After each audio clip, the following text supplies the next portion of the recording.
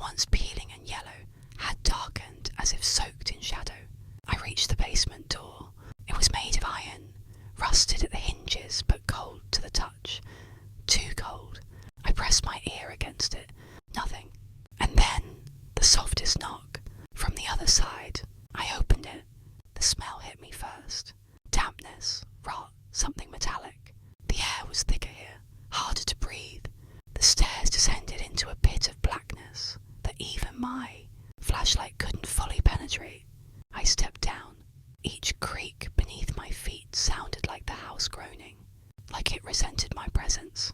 The basement was vast, far too large for a house this size. The walls were stone, but parts of them were covered in cloth. Old curtains, maybe, stained and hanging loosely like veils. Behind one, something moved. I froze. The light trembled in my hand. I didn't lift the curtain. I couldn't. Instead, I turned and saw the markings. Symbols, carved into the stone in circular patterns, repeated over and over again. Some reminded me of eyes, others of mouths. Open, waiting. In the centre of the room stood a chair, not an ordinary one. It had straps, leather, and above it, a hook hung from the ceiling.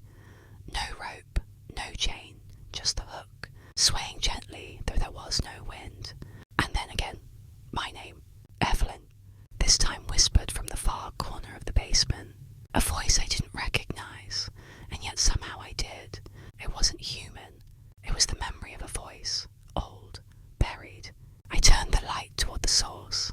Nothing there, but the shadows didn't move right anymore. They didn't follow my light. They followed me.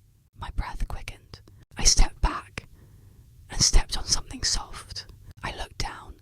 A doll, porcelain cracked. Its eyes were painted, yet one of them slowly turned toward me. I dropped it. The basement began to hum, low, vibrating, like something ancient waking up beneath the floorboards. I could feel it under my feet, breathing, turning, and then I saw the second mirror, buried in the wall, half covered in dust and webbing. This one was different. Its glass was black, but something was trapped inside it. I stepped closer. A hand pressed against the other side. Thin, pale fingers curled. Then a second hand. Then a face. It was me, but not quite. The eyes were wrong. Too dark, too still, too knowing. And then it spoke, but not from the mirror, from behind me. You're not the first. You won't be the last. I turned. Nothing. When I looked back, the mirror was cracked. And behind it, not just walls, a tunnel. I felt it then. The house wasn't trying to scare